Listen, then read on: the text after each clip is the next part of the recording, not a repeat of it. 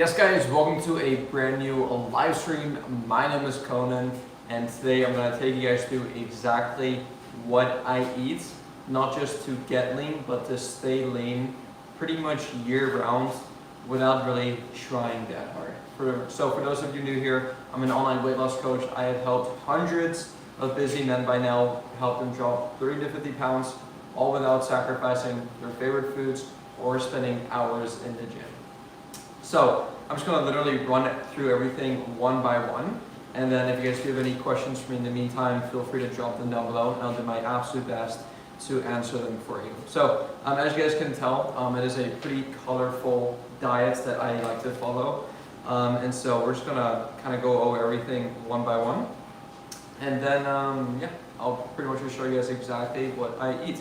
So starting with, where should we start with? I guess we should start with the carbohydrates. Now, before I do kind of touch about the specific foods that I eat, just know that this is what I enjoy eating. And it is what has worked for me the best. It's what I enjoy the best. It's what helps me with my bloating, digestion, my performance, with the goals that I have. So just because I follow this does not mean that you should follow this, but you can certainly take inspiration from this, right? So ultimately what it comes down to, whatever your goals are, is making sure that your calories and macronutrients are in check. So calories are king. Calories will determine whether or not you're going to gain weight, lose weight, or maintain your body weight. So you could literally eat the healthiest diet on the planet, but if you're eating more calories than you burn on a daily basis, you are going to gain weight. Which, if you're trying to lose weight, that is not what you want, obviously, right? However, with that said though, eating mainly whole foods, healthy foods, makes it a lot harder to overeat on your diet, which is why I'm personally such a big fan of eating whole foods the majority of the time, because you don't really hear anyone really say that, hey, I binged on my diet. I'm like, oh, okay, what did you binge on? Like, oh, I binged on a bag of broccoli. It doesn't happen, right? Or I binged on an apple, or I binged on fruits, banana, berries, peaches.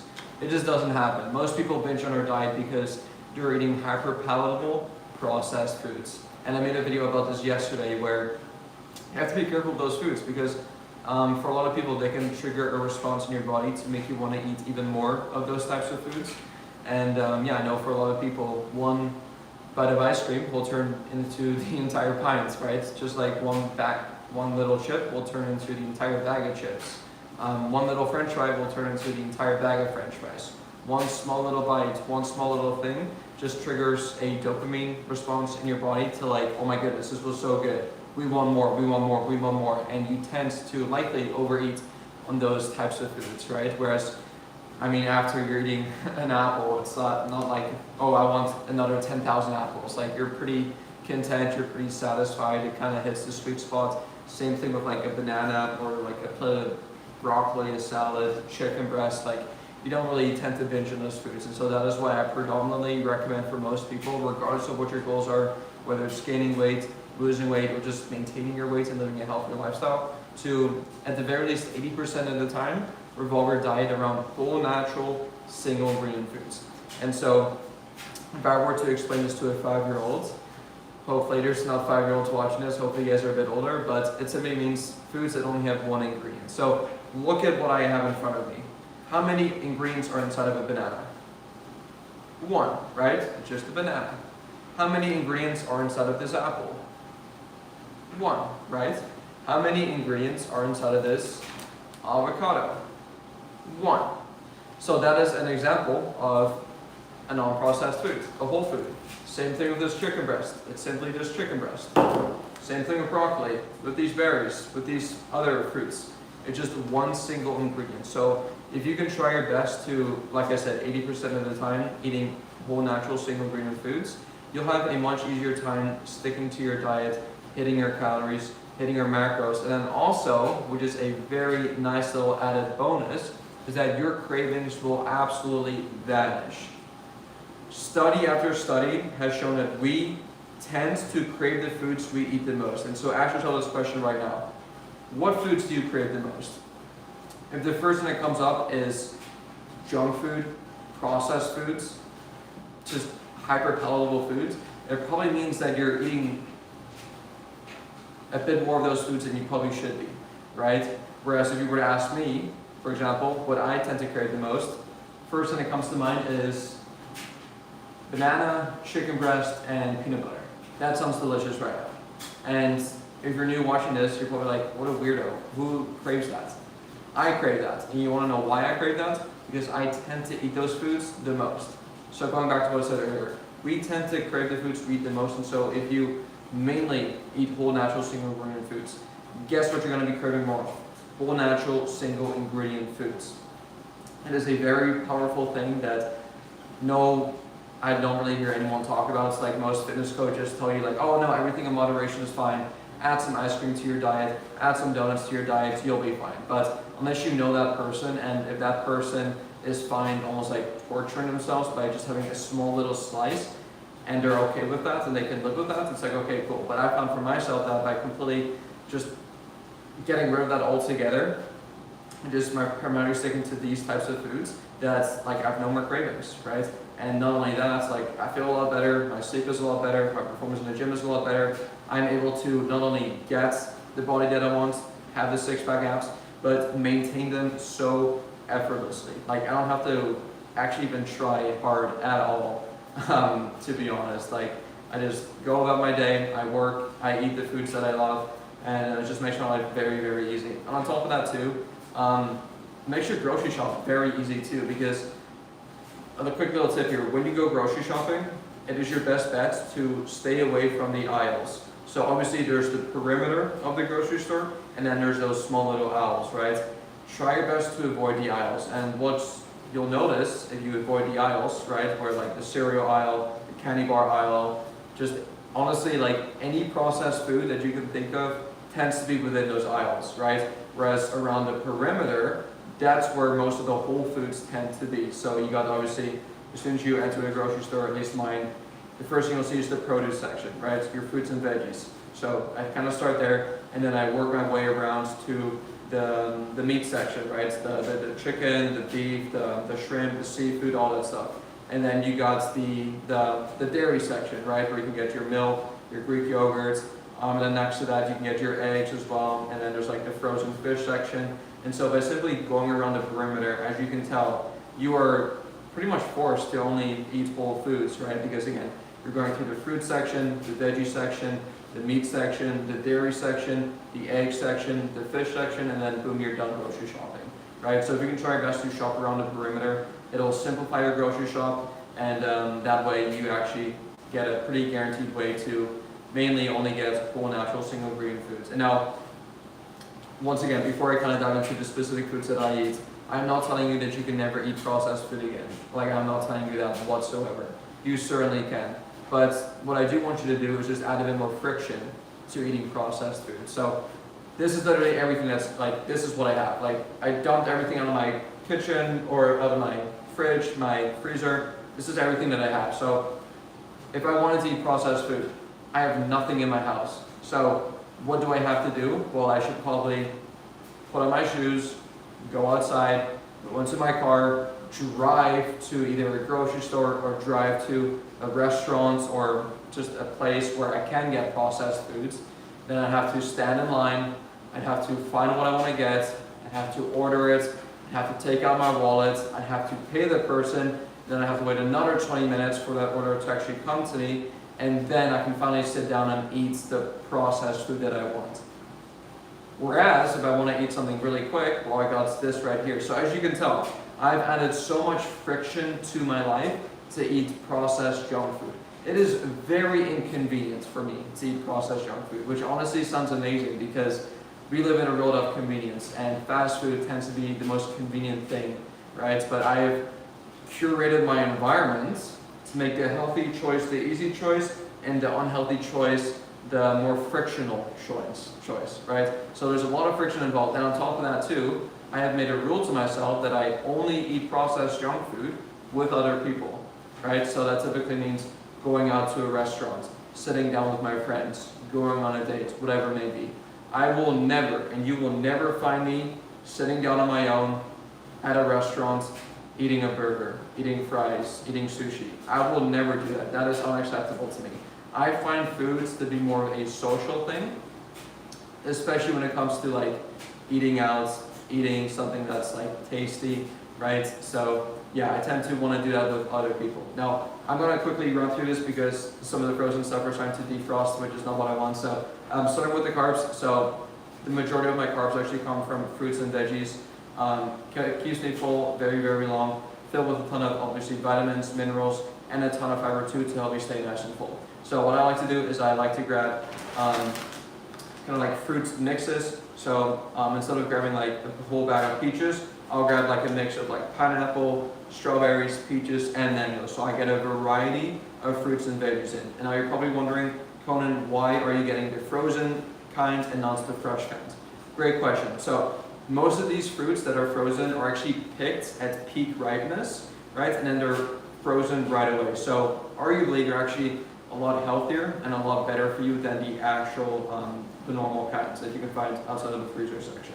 And you don't have to wait for them to either ripen up, like they're already ripe. And also really convenient, like they're already pre-sliced, I don't have to wash them, I don't have to cut them up, I can literally just like grab some of this, put it into a bowl, and then eat it right away, right? Very convenient, very easy. Same thing with my berries. So instead of grabbing just a big bag of cherries, I grabbed a big bag of strawberries, blueberries, cherries, and pitted red tart cherries. So I get a variety of fruits and veggies in. And that is a really important thing. Try to vary your fruit and veggie sources, so you don't want to be eating the same fruits every single day of the week, or the same vegetable every single day of the week. Add some variety, so you get a variety of vitamins, of minerals, because every single fruit and veggie has something unique to offer you, right? So don't limit yourself. Pretty much think about eating the rainbow. The more colorful your diet is, the more colorful your plate is, more than likely, the more nutrients you're going to be putting into your body, and the better you'll feel because of that. When it comes to my vegetables, this is quite ironic, but I actually just ran out of my vegetable blend, which had like cauliflower, carrots, sugar snap peas, and some other vegetables. I ran out of that, and so now what I have left is just a big bag of broccoli. But going back to the fruits and veggies, ideally I like to have a variety of vegetables. All right, and then a couple small little things here. Bananas, I love bananas. These are a pretty carb-dense fruits, essentially, so they tend to be on the higher end on calories compared to like berries, for example, at least per gram, per 100 grams. But yeah, I like having this before my workouts, give me a good amount of, obviously, carbs for that. And then apples. I love apples, very convenient. I eat like 3 to 4 of these a day. I love them, they're delicious. And they're really easy to also bring with you on the go. Like if you're going to be traveling, if you're going to be commuting, just bring an apple and a banana with you in your backpack, and you can just eat it as is. And now, for those of you who do not know avocados, they're actually a fruit. Sorry, I have a notification up here, but avocados are actually a fruit, not just any type of fruit, an amazing fruit. Great source of healthy fats. I used to hate avocados actually as a kid growing up. I kind of forced myself to start eating them because I knew the health benefits of them, but I just never really would stick with me. But as I got older, these are like my primary source of healthy fats. I eat at the very least 2 of these a day with my meals. Very delicious, great source of healthy fats. Highly recommend. So that's basically that's fruits and veggie wise. Once again, I add a variety of them. Most of them are frozen just for convenience, and then also for nutrient uptake sake. A random thing here is sauerkraut. This is definitely not like required whatsoever. It's just a great prebiotic, great for gut health as well, and just something really easy that you can add into your meals. For me, honestly, I just use it for taste, and it's pretty much like 0 calories, so great little way to add more flavor without adding any extra calories. And now when it comes to my protein intake, I am honestly a minimalist. I usually get sent protein, but this is chicken breast, so I got sent a bunch of chicken breast from a company, and yeah, I like to keep it just very lean, very easy. My main protein sources are chicken breast, eggs as well. I actually ran out of eggs. I'll be doing my grocery shop later today, but eggs as well. Yo, what's up, my man? I watch your vids. I highly appreciate it, man. Really appreciate it. If you have any feedback, any specific videos you want to see more of, drop it down below, and I'll do my best to obviously do more of that. But going back to my protein sources, once again, whole foods, right? So mainly chicken breast. I get the breast version. I don't get the thighs or the wing or any of that. I get the skin off too, just so I get the leanest version. Eggs as well. I kind of more so view eggs as a fat source and not a protein source, because the protein to carb or protein to fat ratio of an egg is honestly a lot more in favor towards fats than protein. I believe per egg, large egg, 70 calories, 6 grams of protein, 5 grams of fat. So yeah, as you can tell, it's not really a great protein source, it's more so a great fat source. And so I kind of view my eggs as more so a fat source than a protein source. So yeah, chicken breast, eggs, those are like the main ones. Honestly, I eat a lot of that. Occasionally I'll have some red meat as well, like lean ground beef or flank steak, sirloin steak. I love those as well. They just tend to be a bit more pricier, right? And I definitely, like I said, a budget for myself. So within that budget, typically only chicken breast fits within that. But yeah, I do try to obviously eat some red meat a couple times a week as well. And then also some salmon for those omega-3 fatty acids. Great source of healthy fat too. But yeah, that's just primarily what I eat when it comes to my protein. And then fats, like I said, mainly the eggs and avocado. And then I'll have the occasional nut butter, specifically almond butter. My favorite type of nut butter as well. So yeah, that's basically everything that I eat. Really simplistic way of eating. I don't really think about what I put into my body. Everything is pretty much like pre-written out for me. So I know exactly what I eat for breakfast. I know exactly what I eat for lunch. I know exactly what I eat for dinner. I eat 3 meals a day. I intermittent fast, so I don't eat breakfast right away. I wake up in the morning, I do my cardio, and then I'll have my coffee. One thing I should show you, obviously, considering that I do obviously have this every single day. Coffee, this is just a coffee pod. I put in the coffee machine behind me.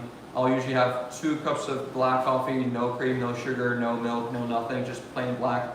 Great source of caffeine. It's an appetite suppressant, so and it also gives you more energy, and it also helps me cognitively, kind of keeps me sharp. So essentially what I do is I wake up, I do my cardio in the morning, usually about an hour. It's a run, 6 miles or so, or I'll do like a walk, just any type of movement really, but usually it's like either walking or running.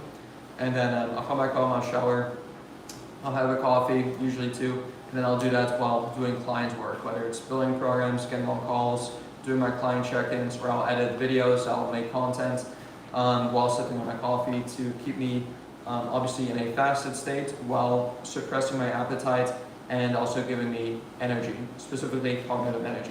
I've noticed combining caffeine while being just in a fasted state, probably not the best muscle growth wise. Like ideally you should be eating something as soon as you wake up, but whatever is most ideal may not be most ideal for you given your preferences and your lifestyle and what you want. So yeah, that's just what I enjoy doing. I still hit my calories, I still hit my macros for the day, so I'm not really too concerned with like the meal timing. I'm more so concerned about the big picture. Am I hitting my calories for the day? Am I hitting my protein goals for the day? If I do, then I'm going to be happy and I'm still going to be seeing the exact same results if I were to eat as soon as I wake up in the morning, 6 small meals a day versus waiting a couple hours after waking and eating 3 larger meals in a day. All comes down to the same thing, that just comes down to personal preference. Now, the way I season my food is, as you guys can tell, I don't use hot sauce, I don't use ketchup, don't use mustard, don't use mayo, don't use any of that stuff. All I do is use salt. That is it. Not for some specific health reasons, just because, once again, my taste buds are really easy to please. And what I mean by that is that I can literally just eat an apple right now and I'd be happy. Right? And so when it comes to my meals, so my chicken and broccoli and avocado meal, I don't do anything fancy, I just add a crap ton of salt. I love salt, I salt everything basically. Even like my fruits, I'll add salt to that. I don't know why. Oh, actually one thing I do add. Cinnamon. Yes, so I do add cinnamon to quite a few things as well. So I add it to my fruit, I add to anything, whenever I eat an apple or a banana, I add cinnamon to that. Even to my avocado, I add some cinnamon too. And I'll add some salt. This is actually a really underrated combination. These are like my 2 main seasonings, salt and cinnamon. Adding this on top of a banana with an avocado and some chicken breast, delicious.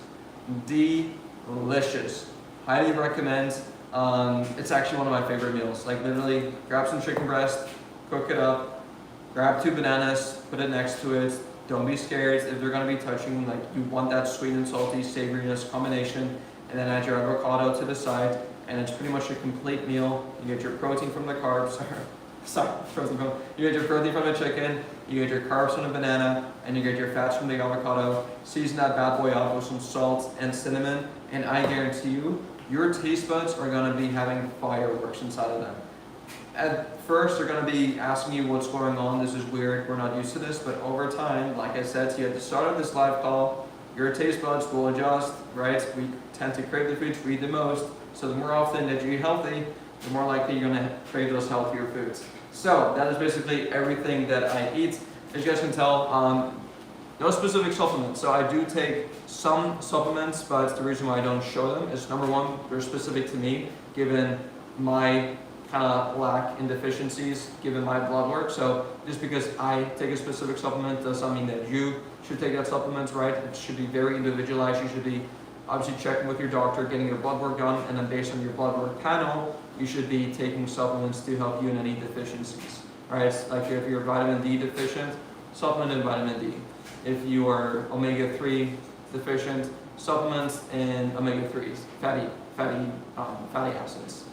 If you are protein deficient, like if you're not getting enough protein from your diets, then definitely supplementing any protein powder could be beneficial. But because I get most of my protein from whole foods, chicken, eggs, beef, salmon, fish, and from some of the meal prep that I get, I don't really have to supplement in a protein powder, right? I only really do it whenever I'm traveling or in a crunch. So yeah, I want you to view supplements as things to supplement your diet and not take over your diet. Because yeah, we do live in an industry where most of these supplement brands, they're great at marketing their product and service and making you feel like you're missing out if you don't take their products. But like guys, if you just literally eat a whole food diet, you will get most of what you need from actual whole foods.